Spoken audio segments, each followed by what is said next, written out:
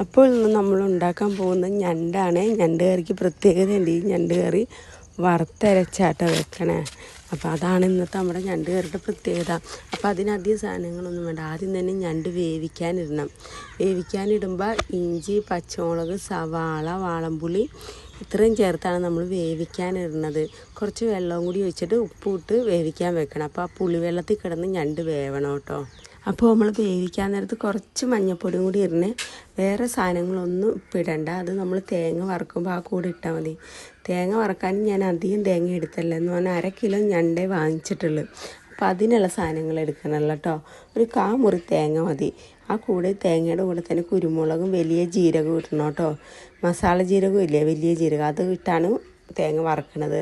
അതൊരു നല്ല ബ്രൗൺ കളറാകുമ്പോഴേക്കും മുളക് പൊടി, മല്ലിപ്പൊടി, മഞ്ഞൾപ്പൊടി നമ്മൾ ഞണ്ടിലിട്ടേക്കണോണ്ട് അധികം ഇടണ്ട. എന്നിട്ട് നല്ലപോലെ വറുത്തെടുക്കണം കേട്ടോ. അത് വറുത്ത് മാറ്റി വെക്കാം. നമുക്കത് ആറിയിട്ട് വേണം അരച്ചെടുക്കാൻ. അപ്പോൾ നല്ലപോലെ അരഞ്ഞ് കിട്ടും. പിന്നെ ഉള്ളി താളിക്കാനായിട്ട് ഇച്ചിരി ഉള്ളിയും വെളുത്തുള്ളിയും, ശരിക്കും പറഞ്ഞാൽ വെളുത്തുള്ളി ഞാൻ എടുക്കാൻ മറന്നുപോയി. വെളുത്തുള്ളി നിങ്ങൾ ആ തേങ്ങ വറക്കില്ലേ, അപ്പോൾ ആ കൂടെ തേങ്ങയിലിട്ട് വേണം ആക്കിയെടുക്കാൻ. അല്ലെങ്കിൽ ആ ടേസ്റ്റ് അങ്ങനെ കറക്റ്റ് ചെയ്ത് കിട്ടില്ല. പക്ഷേ അതിന് വെളുത്തുള്ളിയുടെ കാര്യം മറന്നു പോയതുകൊണ്ടാണ്. അപ്പോൾ അത് ഇത് ആയിക്കഴിഞ്ഞാൽ അരപ്പ് നമ്മൾ അതിട്ട് ഒഴിച്ച് കഴിഞ്ഞാൽ അധികം നേരം തിളക്കണ്ട. കുറച്ച് നേരം തിളച്ചാൽ മതി. അപ്പോഴേക്കും ആ അരപ്പൊന്ന് വേവും. അത് കഴിഞ്ഞ് നമുക്ക് ഓഫ് ചെയ്ത് വെച്ചിട്ട് കടുക് പൊട്ടിക്കാം കേട്ടോ.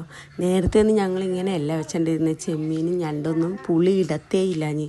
പക്ഷെ പുളി ഇട്ട് വെച്ച് തുടങ്ങിക്കഴിഞ്ഞപ്പോൾ അതിനൊരു പ്രത്യേക ടേസ്റ്റാട്ടോ. കുടംപുളി തന്നെ ഇടണം കേട്ടോ, വേറെ പുളിയൊന്നും കൊണ്ട് ഇടരുത്. അപ്പോൾ ആ കുടംപുളി ഇട്ട് ആ പുളി കിടന്ന് ചെമ്മീനായാലും ഞണ്ടായാലും എന്ത് ചെയ്യുമ്പോൾ അതിനൊരു പ്രത്യേക ടേസ്റ്റാണ്. നിങ്ങൾ ഉണ്ടാക്കി നോക്കണം, എന്തായാലും നിങ്ങൾക്കൊക്കെ ഇഷ്ടപ്പെടും. അപ്പോൾ നമ്മുടെ കറി ഏകദേശം വേവായിട്ടുണ്ട്. അരപ്പ് വെന്താൽ മതി. ബാക്കിയെല്ലാം ആദ്യം വെന്തിരിക്കുമല്ലോ. ഇനി ഇതിട്ട് നമുക്ക് കടുക് പൊട്ടിച്ചിടാം. കടുക് വേണമെങ്കിൽ പൊട്ടിച്ചാൽ മതി. പക്ഷെ ഞാൻ എന്തായാലും കടുക് പൊട്ടിക്കുന്നുണ്ട്. കടുക് പൊട്ടിച്ച് കഴിയുമ്പോൾ ഒരു ടേസ്റ്റും കാണാൻ ഭംഗിയൊക്കെ ഉണ്ടാവുമല്ലോ. അപ്പോൾ അത് ഇറക്കി വെച്ചിട്ട് കടുക് പൊട്ടിക്കുക. കുറച്ച് എണ്ണ ഒഴിച്ചിട്ട് കടുക് പൊട്ടിച്ചിട്ട് കുറച്ച് ഉള്ളിയും വേപ്പിലൊക്കെ ഇട്ട് ഈ കൂടെ ഞാൻ വെളുത്തുള്ളി ഇടണുണ്ട്. ഞാൻ പറഞ്ഞില്ല, ആദ്യം ഞാൻ വെളുത്തുള്ളി ഇടാൻ മറന്നുപോയെന്ന്. അതുകൊണ്ട് മാത്രം ഞാൻ വെളുത്തുള്ളി ഇപ്പോൾ ഇടുവാണേ. അപ്പോൾ നമ്മുടെ ഞണ്ട് കറി റെഡി ആയിട്ടുണ്ട്. എല്ലാവരും ഉണ്ടാക്കി നോക്കിയിട്ട് അഭിപ്രായം പറഞ്ഞു. ഇഷ്ടമായെങ്കിൽ ഷെയർ ചെയ്യും, ലൈക്ക് ചെയ്യും, കമൻറ്റ് ചെയ്യുകയൊക്കെ ചെയ്യണം കേട്ടോ.